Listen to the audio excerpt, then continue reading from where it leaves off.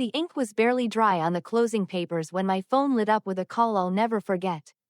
I had just stepped onto the deck of my new beach house in Nag's Head, breathing in the salt air that felt like freedom, when my sister's voice cut through. No greeting, no pause, just a command. We'll be there in 3 hours with 22 of my in-laws. Clear the rooms, make meals, we're staying for 2 weeks. That single moment flipped my joy into disbelief. As if all my years of long shifts, tight budgets, and careful saving were about to be erased in an instant. Have you ever felt your hard-earned peace threatened by family entitlement? If so, you'll want to stay with me. Subscribe now, because here, we reclaim our voices and our boundaries together. I didn't stumble into that beach house by luck. It wasn't a gift, and it certainly wasn't inherited wealth waiting for me to sign. Every square foot of it was carved out of years of long nights at Duke Regional, where 12-hour shifts often bled into 16. I remember walking through the hospital's fluorescent hallways with aching legs, clutching a styrofoam cup of coffee like it was oxygen, reminding myself that one day it would pay off. My coworkers used to joke about how I never took vacations, how I always said no when the group went out after work. They didn't know I was quietly funneling every extra dollar into a separate account, guarded like it was the last fortress of my independence. That house wasn't luxury, it was proof of survival, the tangible result of sacrifice layered over time. But sacrifice had always been the theme of my life. Growing up, Marcella, my sister, never had to give up much. She was the kind of child who stomped her foot when she wanted something, and our parents rushed to hand it over before the echo of her demand even faded. I can still see her, insisting she deserved the largest slice of birthday cake, while I sat with my smaller piece, convincing myself it didn't matter. Teachers praised her for being bold, even when bold meant bossy or reckless. And at home I was celebrated for being the easy one, the child who didn't make waves.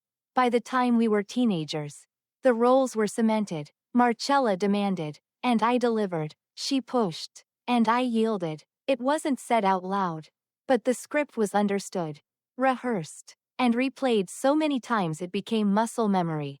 That pattern didn't vanish when we became adults.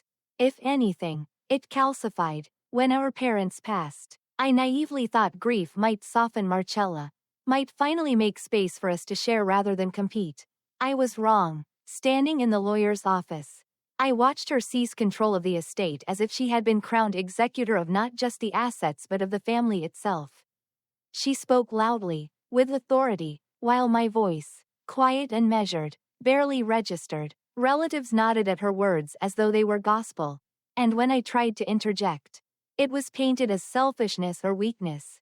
Silence became my shield again, not because I wanted it, but because every attempt to speak was twisted until I looked like the villain. The first blow was the farm in Johnston County. That land had been our father's pride. Rows of soybeans stretching toward the horizon, mornings filled with the smell of earth and dew. I argued to keep it, even suggested leasing it so the fields stayed alive. Marcella dismissed me with a wave of her hand.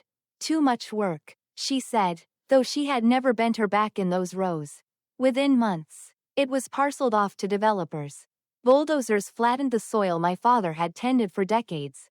And soon, cookie-cutter houses sprouted where crops once grew. It felt like erasing him, like turning his life's labor into a strip mall. Then came the house in Raleigh, the one that still smelled faintly of cedar in the closets, where our childhood laughter lingered in the walls.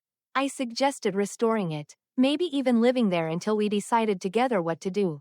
Marcella had other plans. Contractors arrived within weeks, tearing down walls, ripping out memories as if they were rot. By the time she was finished, it was unrecognizable, a shell of nostalgia replaced with sterile drywall. Our past was scrubbed away, not with tenderness but with authority. She called it practical. I knew it was control. Each decision tightened her grip and deepened my silence. I became the shadow sibling, the one who agreed by default, the steady one who didn't rock the boat. But beneath that quiet compliance, something else brewed. It wasn't just bitterness, it was a slow-building resolve, the kind that grows in the cracks of endurance. That beach house was supposed to be my clean slate, untouched by her reach. It wasn't tied to inheritance or family legacy. It was mine, built on the back of every exhausted night at Duke Regional and every frugal choice that made people think I had nothing. For once, I had drawn a line in ink and cedar, a space that bore my name alone. And yet, with one phone call, Marcella tried to claim it as though history had given her the deed. The phone call echoes the past. 3 hours can move faster than a heartbeat when dread has already taken root. After Marcella's call, the walls of my brand new beach house seemed to close in around me. Her voice, sharp and commanding, wasn't new. It was the same tone that had dictated my childhood. The same tone that told me I didn't matter unless I served her needs. Even standing in my own living room, with the deed tucked safely in a folder, I felt the echo of every moment I had been pushed aside. It was as if the past had followed me to Nag's Head, crashing against the windows with the same force as the waves outside. I knew Marcella well enough to understand, when she announced she was coming. She wasn't asking, she was staking a claim. The arrival of the caravan. By the time the sun dipped lower, I heard the first rumble of engines on the narrow street. One minivan pulled up, then another SUV, then more cars until the line stretched down the block like a parade. Doors slammed, voices spilled out, and children darted toward the porch as though it had always belonged to them. Coolers thudded against the steps. Suitcases rolled across the sandpath.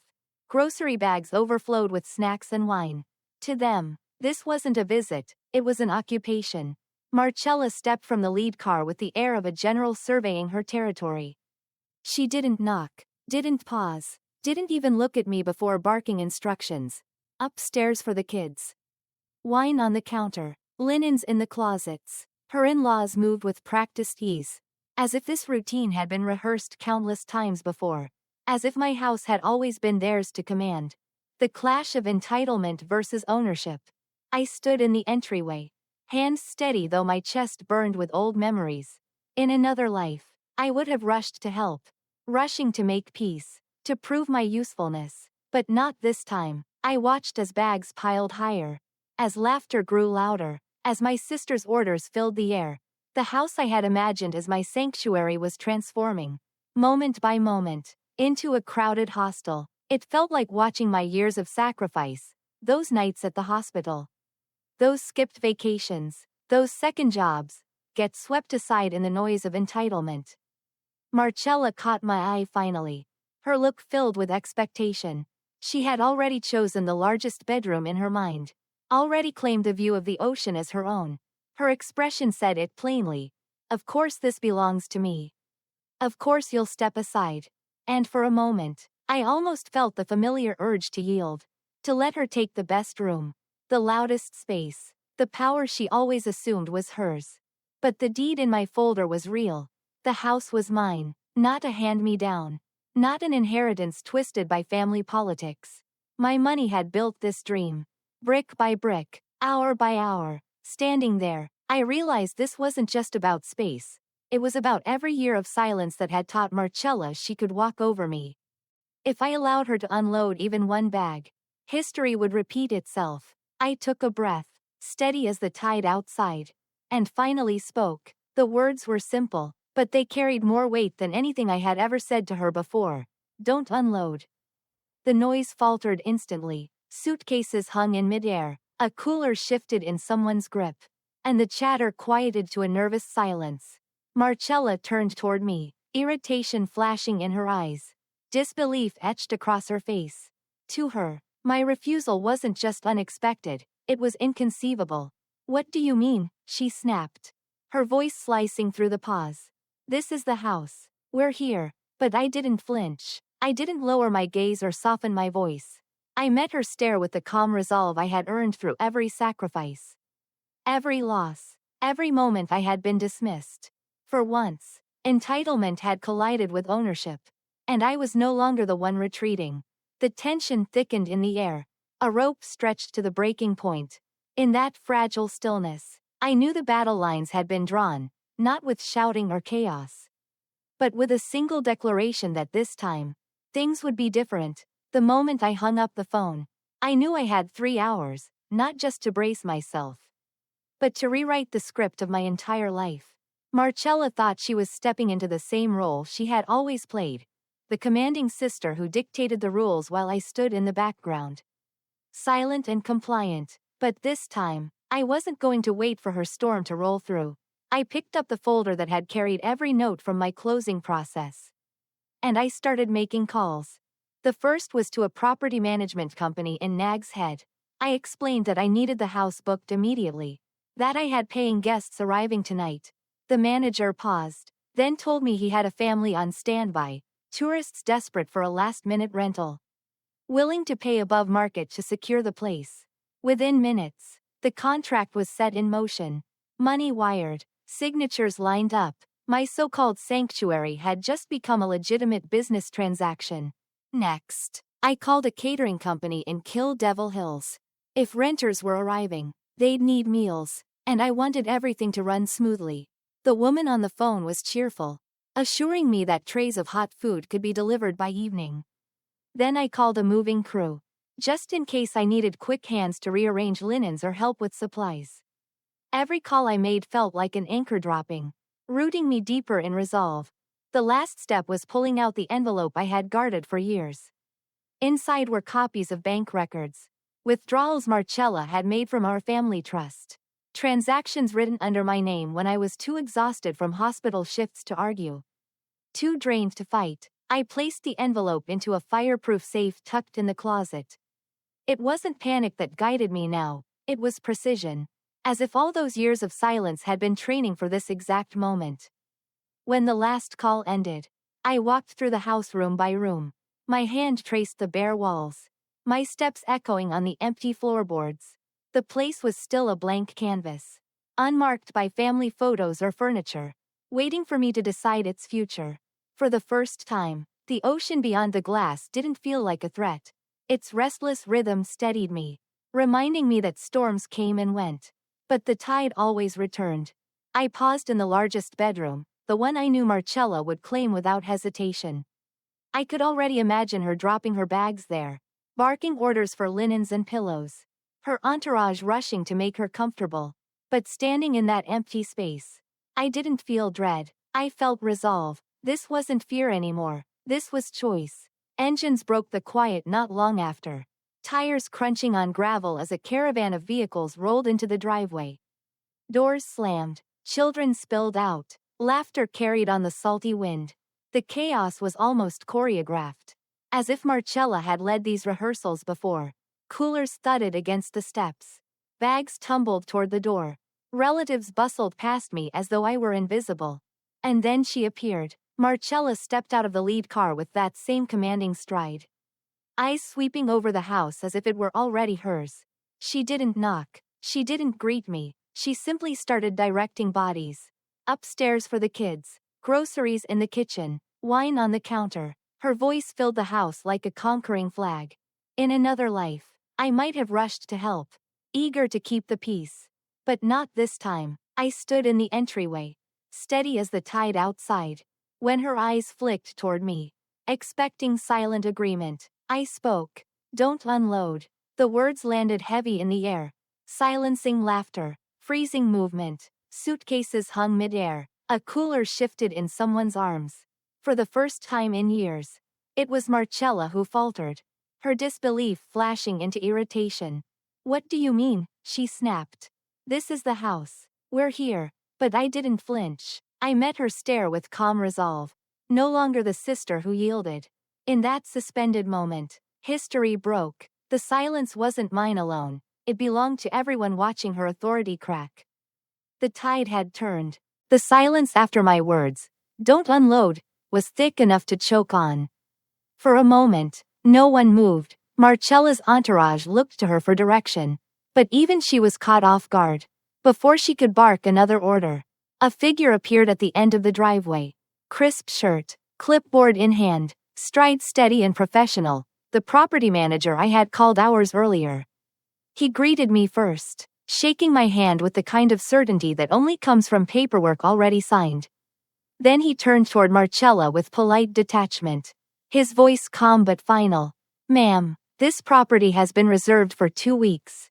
Payment was made in advance. Above market rate. I'm here to prepare for the renter's arrival. Whispers rippled through the group. The laughter from minutes ago drained into confusion. Then embarrassment. Coolers suddenly felt heavier in their arms. Children, sensing the shift, quieted at their parents' sides.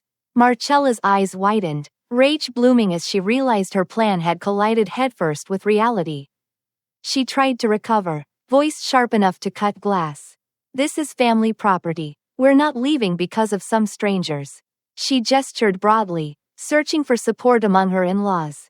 But they shifted uncomfortably, glancing away, unwilling to challenge the manager's authority. That was my moment. I reached for the envelope I had carried from Raleigh, the one I had locked away but kept close.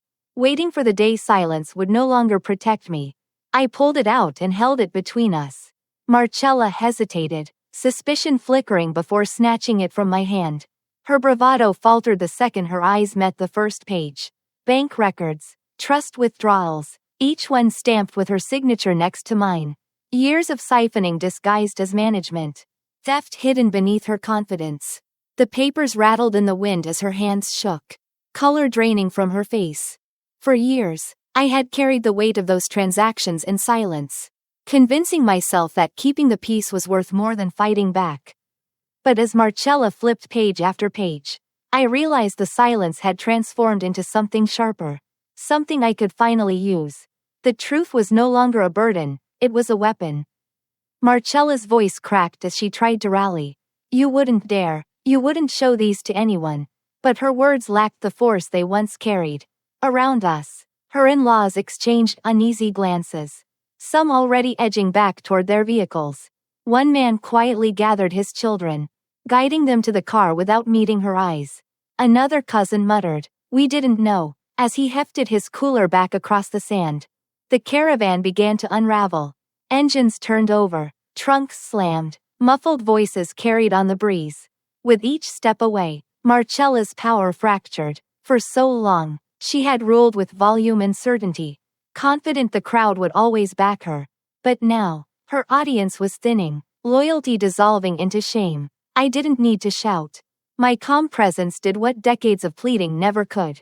If you ever touch this house, I said evenly, every dollar you stole becomes public record. Court, community, everyone will know. I won't stay silent again. The hush that followed was deafening. Marcella clutched the envelope like it might disappear if she let go.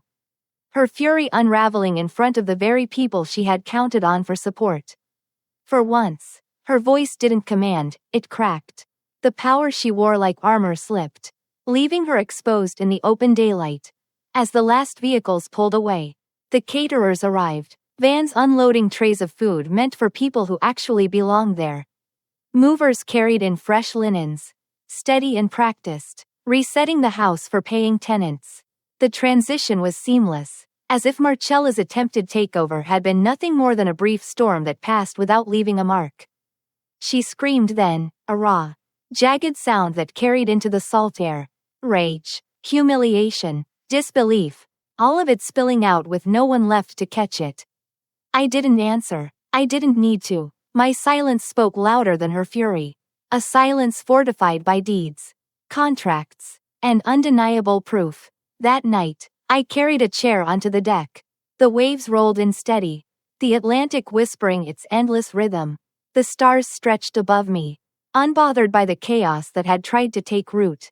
For the first time, I felt the weight lift completely. I hadn't just protected a house. I had broken a cycle. The girl who once yielded had grown into a woman who drew the line and held it. The house wasn't just mine.